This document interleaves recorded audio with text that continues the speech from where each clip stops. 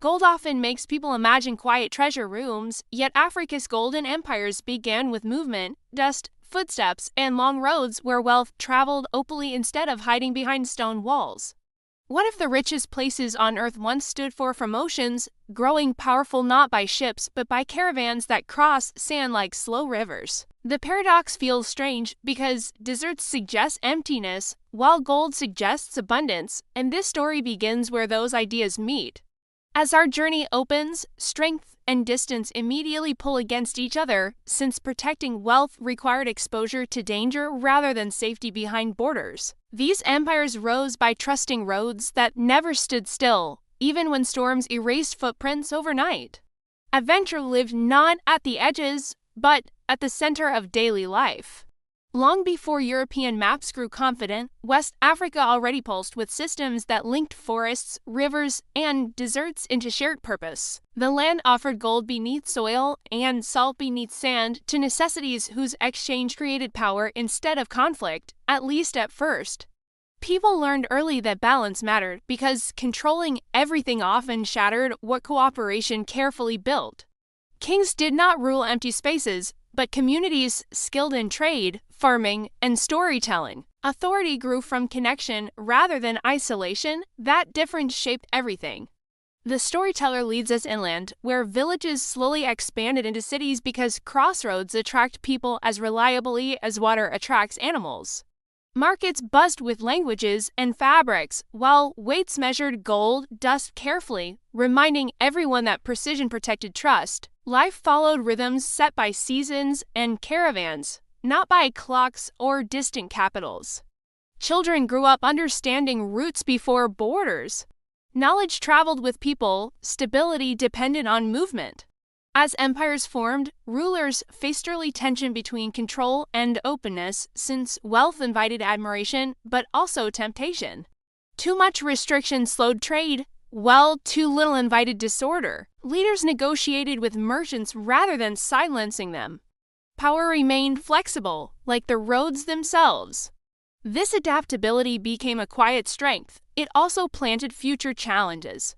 The Sahara, often imagined as an obstacle, functioned more like a demanding partner.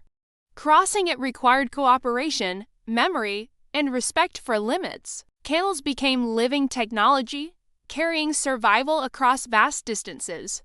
Travelers depended on shared knowledge rather than force. The desert rewarded patience, it punished arrogance. Religious ideas traveled alongside goods, adding another layer to exchange. Belief systems blended instead of replacing each other overnight. Mosques stood near older traditions without constant conflict. Faith adjusted to local customs. The storyteller notices how flexibility repeated itself across systems. Harmony required listening. Education flourished where wealth supported learning rather than hoarding.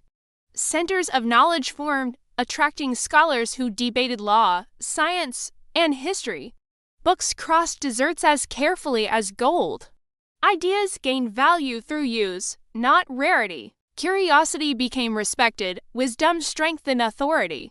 Urban life reflected layered organization rather than rigid hierarchy. Artisans, traders, farmers, and scholars interacted daily. Cities breathed cooperation, no single group thrived alone. Interdependence shaped identity, community defined success. As power increased, leaders faced pressure to display wealth visibly. Gold ornaments symbolized authority, but also expectation. Public generosity balanced display. Rulers understood that wealth unused weakened loyalty. Distribution maintained stability. Image mattered. The storyteller gently notes that abundance created responsibility, which not every empire handles easily. Success invites scrutiny, both internal and external. Trade routes carried rumors as easily as goods. Reputations spread far beyond borders. Security depended on perception. Influence traveled ahead of armies. Environmental limits quietly influenced choices. Rainfall patterns shaped agriculture and timing. Smart rulers listened to the land rather than demanding obedience. Adaptation protected continuity. Ignoring limits invited decline. Nature remained involved. As systems grew complex, administration followed. record-keeping tracked goods and taxes. Law-mediated disputes to keep trade flowing. Orders supported freedom of movement. Structure enabled flexibility. Balance required effort. Foreign visitors arrived carrying curiosity and comparison.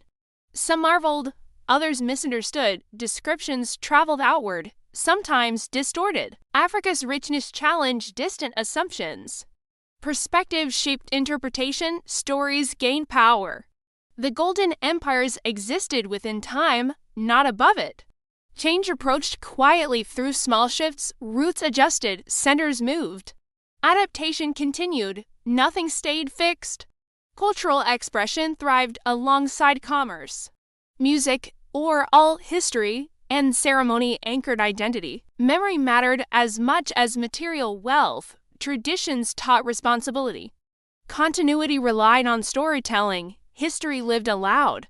As we near the edge of this opening chapter, foundations feel solid yet dynamic. Systems hum rather than freeze. Wealth circulates instead of settling. Power remains negotiated.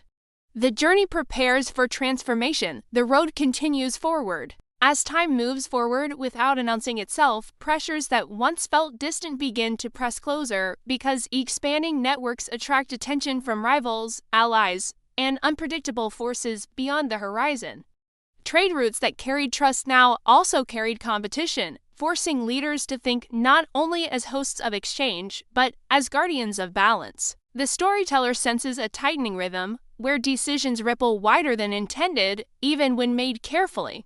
Gold still flows, yet control grows heavier. Prosperity invites tests, stability demands vigilance.